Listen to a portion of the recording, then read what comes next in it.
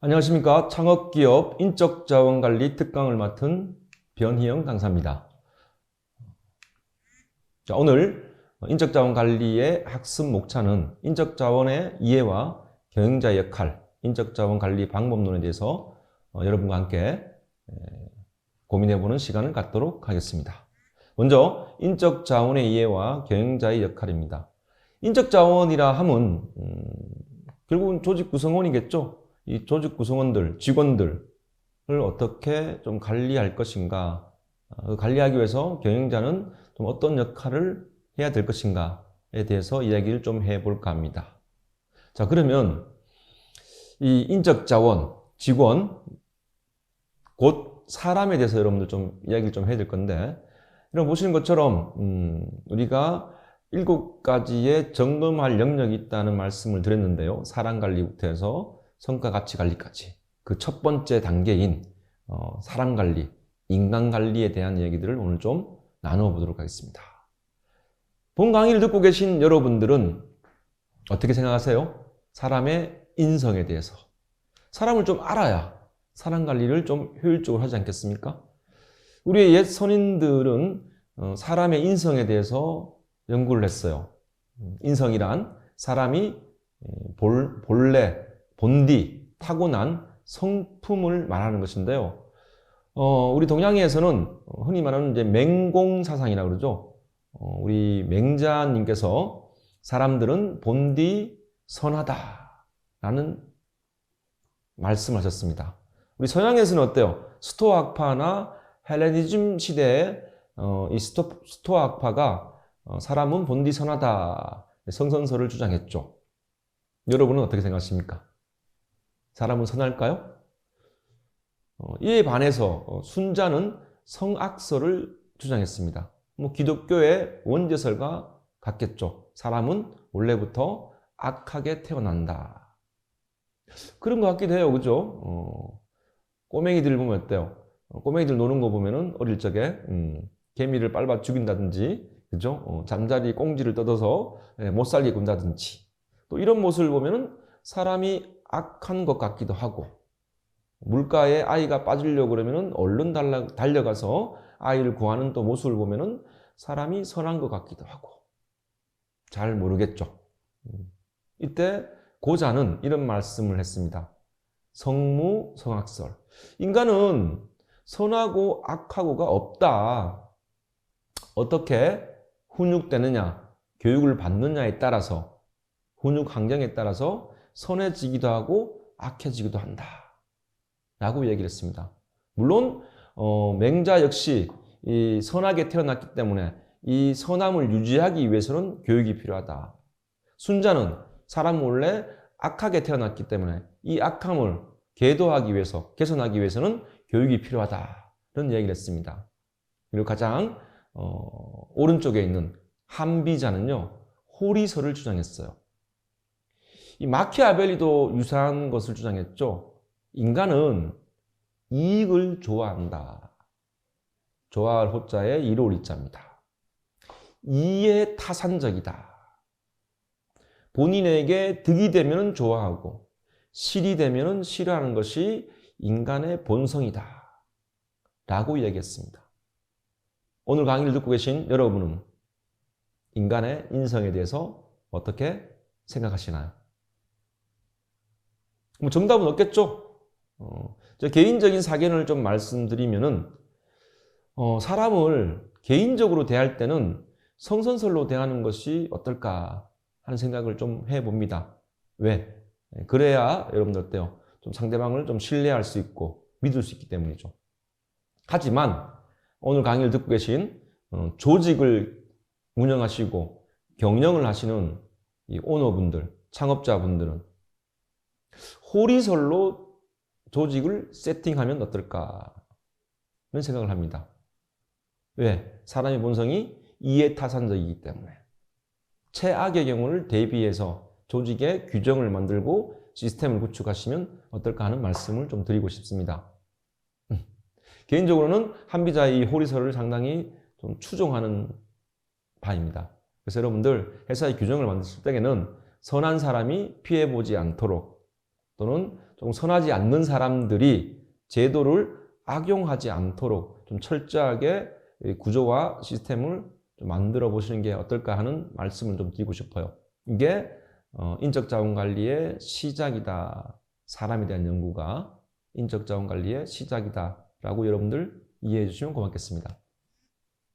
자, 그러면은 이 인간의 본질, 인성이 어떠한지 모르겠지만 경영자로서 조직 구성원을 관리할 적에 꼭 필요한 것이 무엇이냐, 신뢰 법칙을 좀 말씀드리고 싶습니다.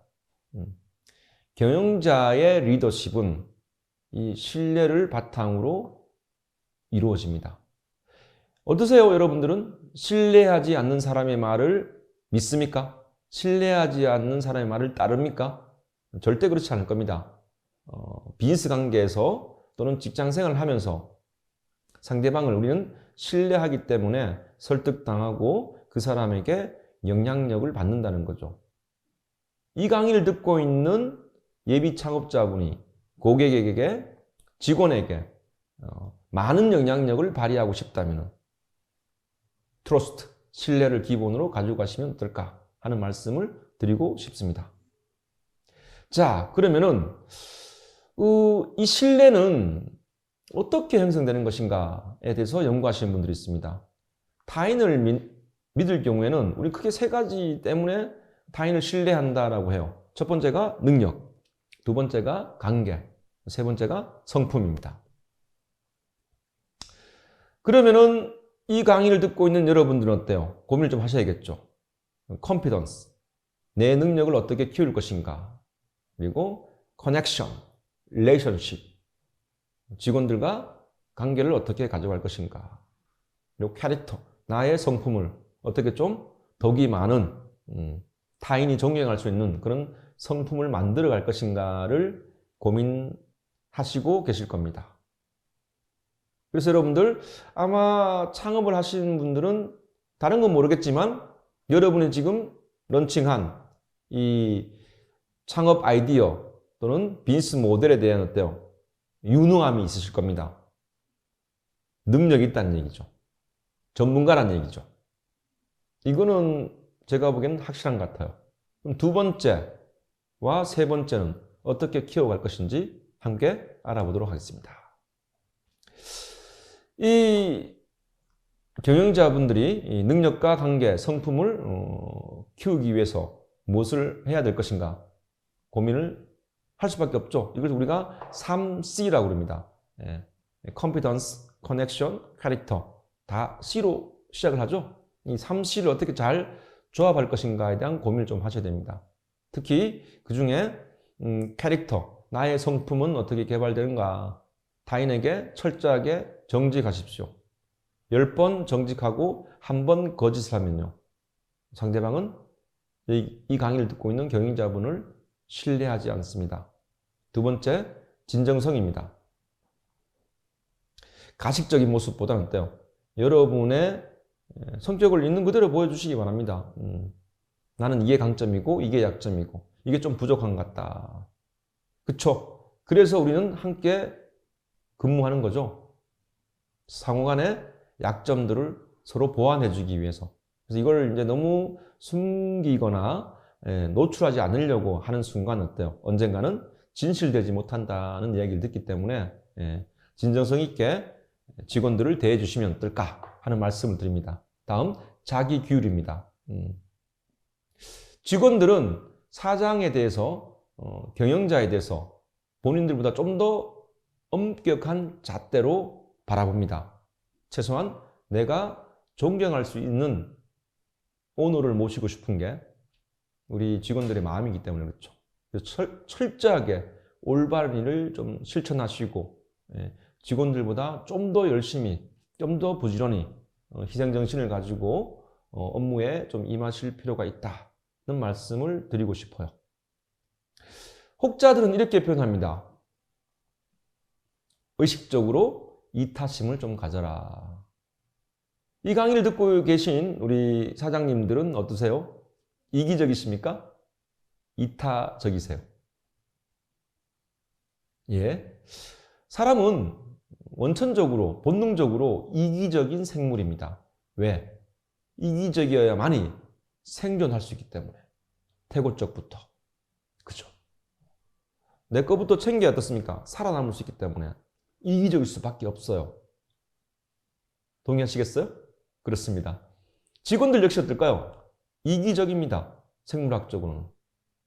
그래서 우리 주변에는 이기적인 사람들이 많아요. 그래서 처음 만난 사람을 의심하고 혹시 내가 손해보지 않을까 경계하고 이런 행동들을 하는 거죠. 그래서 사람들은 간혹 있는 이타적인 사람을 좋아합니다. 왜 그럴까요? 내가 이익이 되고 타인이 약간의 손실을 감수하는 행위를 하기 때문에 그렇습니다.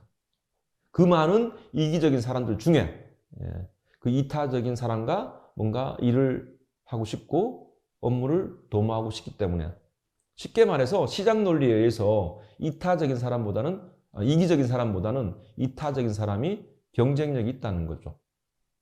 그래서 이타적인 사람 주위에 사람들이 많은 겁니다.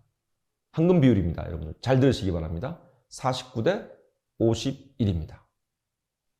똑같이 5대 5의 노력을 투자해서 분배를 하실 적에 내가 49%, 타인이 51%를 취했을 때 그 상대방은, 직원은, 고객은 만족감을 느끼죠.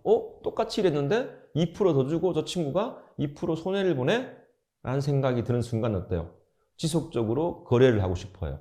지속적으로 근무를 하고 싶고 지속적으로 계약서를 쓰고 싶은 거죠.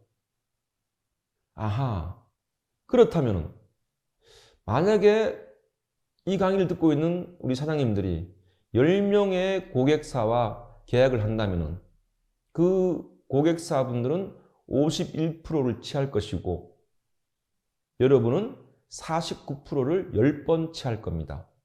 그럼 얼마를 취득하신 거예요? 490%죠. 고객들은 51%씩 취했을 거니까. 그래서 여러분들 어때요? 손해보면서 승리하는 방법이 여기 있죠. 이 비율이 49대 51 비율이 황금 비율이라는 말씀 드리고 싶습니다. 이타심을 발휘하라고 그러니까 6대 4, 7대 3을 얘기하는 게 아니에요. 조금 손해보라는 얘기죠. 그래서 경영자들은 의식적으로 이타심을 발휘할 필요가 있다. 그래야 주위에 사람들이 모인다. 모이고 머무르고 떠나지 않는다. 이런 말씀을 드리고 싶습니다. 자, 요 장표를 한번 잘 보시기 바라요. 여기 노란색으로 있는 게 제 강의를 듣고 있는 경영자분들입니다. 리더십이 10점 만점에 10점 상당히 강하시고요. 지향점이 확실하시고 가고 싶은 방향이 있어요. 그런데 주위에 보시면은 하살표 방향이 다른 분들이 있죠. 이분들이 여러분 회사의 구성원들이다라고 생각하시면 됩니다. 그 박스 안에 들어있는 숫자는요. 그분들의 리더십 역량입니다. 수준입니다. 다시 말씀드릴까요? 리더십의 척도인 영향력의 정도입니다. 사장님이시니까 영향력이 제일 많으실 거 아니에요. 그리고 갓 들어온 신입은 2가 될 수도 있고요. 대리과장은 5나 7이 될 수도 있고요. 임원들은 8이나 9가 될 수도 있겠죠. 그런데 이렇게 1단계에서 독자적인 움직임이 많을 경우에는 이 조직이 앞으로 나가기가 쉽지 않다는 겁니다. 왜? 에너지가 한 곳으로 모이지 않기 때문이죠. 그래서 노란색에 있는 이 강의를 듣고 있는 사장님들이 쉐어 밸류, 가치를 공유하고 직원들과 소통을 통해서, 대화를 통해서 또는 오늘 강의의 주제인 인적 관리를 통해서 조금씩 방향성을 맞추기 시작해요. 이 강한 리더에 의해서 방향이 움직인다는 거죠. 그리고 3단계가 되면요. 일사불란한 동일한 단방향 정렬이 됩니다. 그리고 이 강의를 듣고 있는 여러분의 영향력을 받아서 그 구성원들도 리더십 수준이 5, 6에서 2, 3에서 7, 8, 9, 10으로 올라간다는 거죠. 이런 3단계의 조직이 되었을 때, 이 3단계의 인적 자원 관리가 되었을 때 우리 조직은 타 조직에 비해서 경쟁력이 있고 더 많은 경상이익과 영업이익을 창출하실 수가 있을 겁니다. 누구라 꿈꾸는 조직이죠. 3단계 조직. 여러분들 화이팅 하시기 바랍니다. 자, 그러려면은 인적자원 관리를 어떻게 되느냐? 제가 이 강의를 듣고 있는 여러분에게 드리고 싶은 첫 번째 조언은 덧셈의 법칙입니다. 덧셈의 리더가 되어라. 여러분을 만나는 직원들, 인적자원들이 여러분과 대화를 하고 회의를 하고 프로젝트를 하면서 어때요? 그분들 삶에 가치를 더해주는 리더가 되라는 말씀입니다. 뭔가 사장님하고 얘기가 나니까 내가 참 괜찮은 사람 같고 힘이 나고 쓸모 있는 사람 같고 조직에 기여하는 것 같고 좀 우울했던 감정들이 좀 올라오고 기운이 나고 그래서 왠지 좀 고민거리가 있거나 걱정거리가 있으면 사장님과 면담하고 싶고 이야기하고 싶고 이런 리더가 좀 되라는 얘기입니다. 그렇게들 하고 계시죠? 간혹 이 덧셈의 법칙이 아니라 뺄셈의 법칙으로 조직 관리를 하시는 분도 있습니다. 만나면은 어때요? 이야기하고 나면은 힘이 빠지고 기운이 떨어지고 내가 쓸모없는 사람 같고 이 조직에 있어서는 안 될 것 같고 어떤 것들이 있을까요? 지나치게 질책을 하거나 질책을 넘어선 화풀이를 하거나 그죠? 인격적으로 모독을 하거나 존재를 인정해 주지 않거나 비난을 하거나 이럴 경우에 어때요? 구성원들은 기운이 떨어지고 에너지가 떨어지고 자신에 대해서 어때요? 평가절하하고 평가절하된 조직 구성원들은 자신감이 결여되고 업무에 몰입할 확률이 떨어진다는 겁니다. 아하, 인적자원관리의 토대는 신뢰지만 그 윗단에 있는 것은 덧셈의 법칙이다. 가치를 더해주는 우리 경영자가 되시길 바랍니다. 다음, 인적자원들을 관리하고 육성하는 기본적인 방법입니다. 어떤 직무를 수행하기 위해서는 세 가지 분야의 능력이 필요해요. 여기 오른쪽에 보시는 것처럼 도구적 능력과 전문적 능력, 사회적 능력이 필요합니다.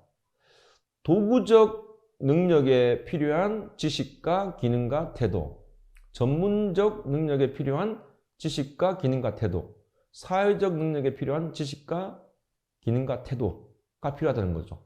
예를 들어서 기획 업무를 하거나 사무 업무를 하는 사람들은 어떤 도구가 좀 도구적 능력이 필요할까요? 기본적인 OA 능력이 필요하겠죠.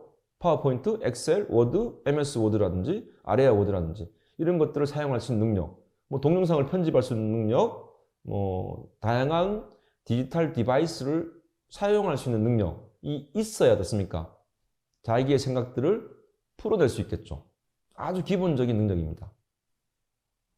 특히 뭐 요즘 아주 다양한 도구들이 많죠. 오죽하면은 디지털 리터러시가 있어야 성공할 수 있다라고 하는 것처럼 우리는 아주 많은 도구들을 활용해서 일을 하고 있습니다. 그죠? 다음, 두 번째 필요한 능력이 전문적 능력입니다. 전문적 능력.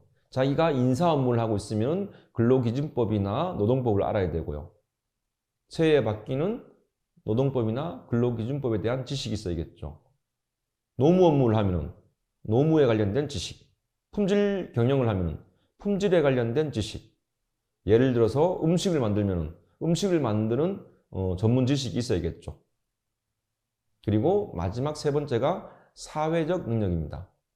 조직 생활을 하다 보면은 이 첫 번째인 도구적 능력과 전문적 능력이 있음에도 불구하고 사회적 능력인 대인관계 능력이 부족해서 본의 아니게 왕따를 당하거나 괴롭힘을 당하거나 오해를 사거나 갈등을 불러일으키는 사항들이 발생하죠. 직급이 높아지면 높아질수록 필요한 능력이 이 사회적 능력이다라고 보시면 될 것 같아요. 이 도구적 능력과 전문적 능력과 사회적 능력에 필요한 지식과 기능과 태도, 일러주고 이런 것들을 개발할 수 있도록 만들어주는 것이 이 또한 인적자원 관리에 필요한 요소다라고 보시면 될 것 같아요. 자, 다음 왼쪽 편에 보시면요. 레벨이라고 적혀있는 레벨 1에서 4, 5에서 6, 7에서 8, 9에서 10이라는 게 있을 겁니다. 무슨 양이냐?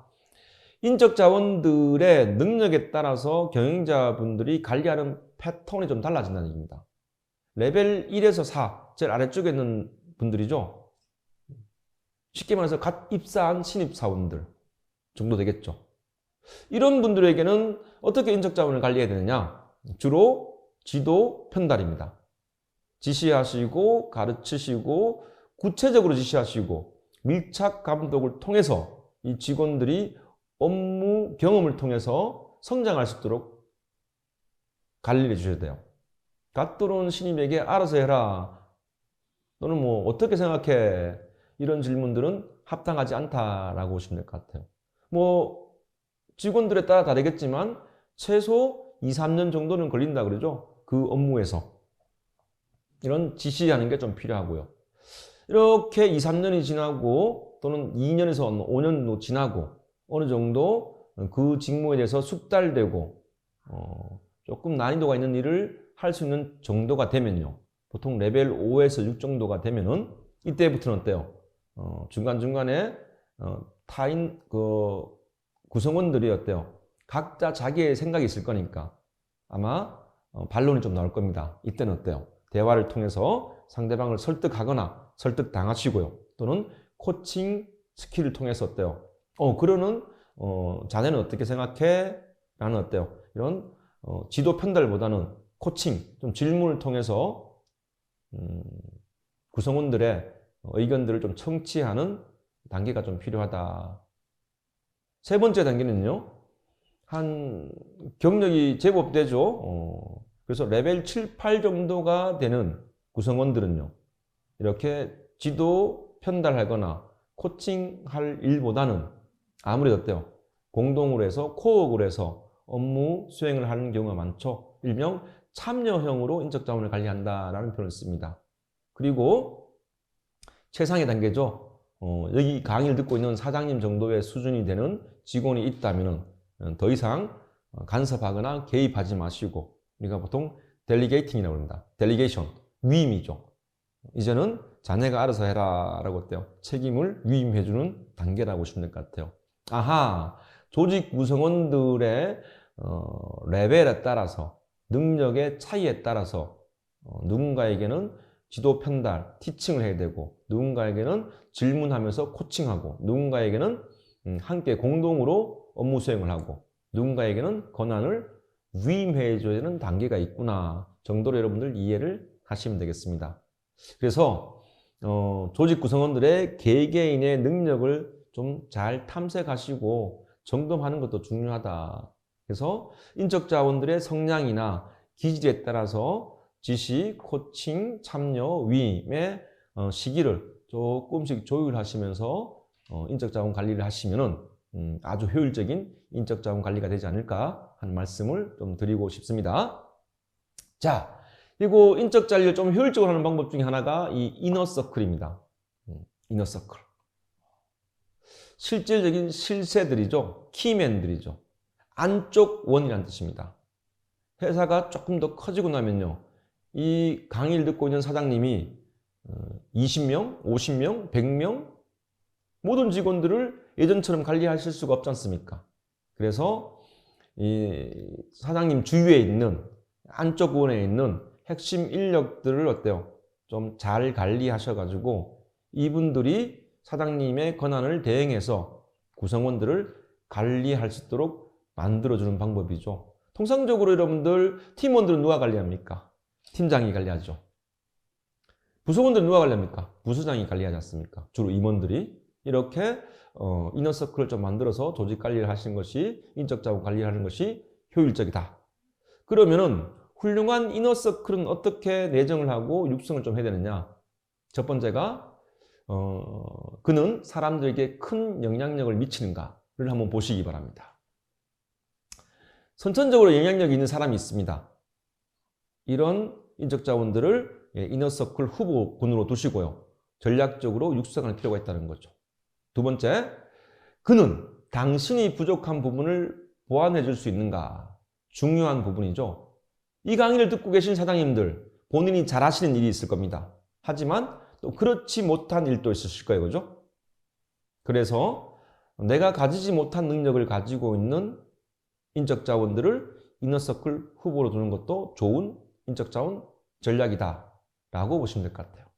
그는 조직에서 전략적 위치에 있는가? 역시 중요한 문제죠. 그는 당신과 조직의 가치를 더해주는가? 그는 다른 이너서클 멤버들에게 긍정적인 영향을 미치는가? 이 5가지 기준을 가지고 이너서클 후보군을 관리해서 회사가 커지면은, 성장하면은 델리게이션, 위임을 하시고 우리 사장님들은 좀 더 큰 일을 하셔야 안 되겠습니까? 그래야 살림도 넉넉해지고 함께 고생한 창업 멤버들한테 어때요? 좀 후하게 보상도 해줄 수 있지 않겠습니까? 이게 인적 자원 관리의 기본이다로 여러분들 이해를 하시면 되겠습니다.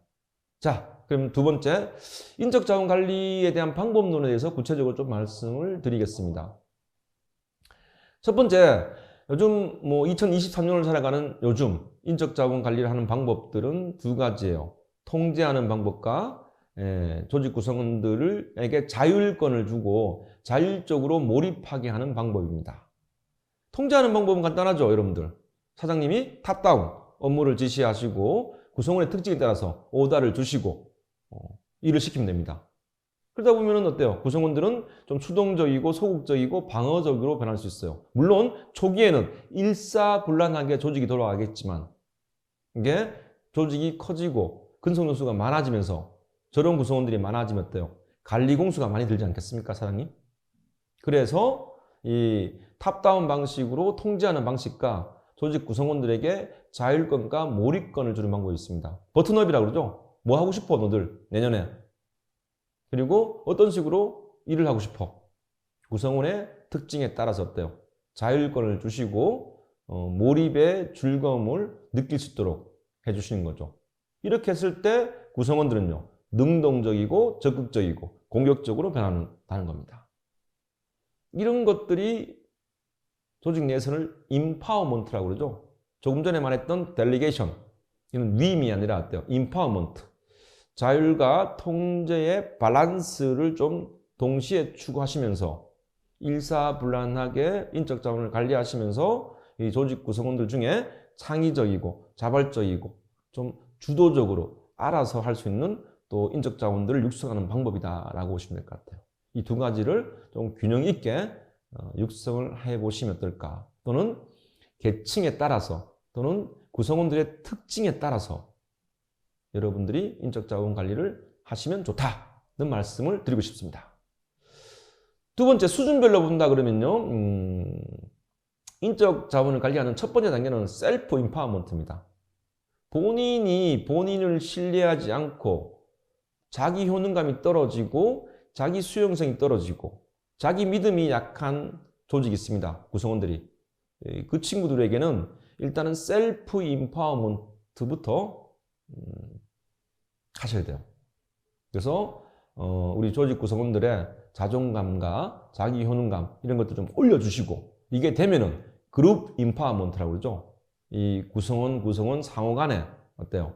관계를 좀 증진시키고 상호 역량이 확산되어서 좀 시너지를 볼 수 있는 단계를 만들어주는 방법이 필요합니다. 마지막 단계가 조직 임파워먼트입니다. 그래서 임파워먼트를 조직적으로 좀 확산하셔가지고 이거를 제도화시키고 그런 능력을 발휘할 수 있는 어떤 스트럭처, 구조를 좀 만들어줘서 어때요? 그런 의향과 행동들이 좀 정착될 수 있도록 해주는 것이 궁극적인 인적자원 관리의 마지막 단계다.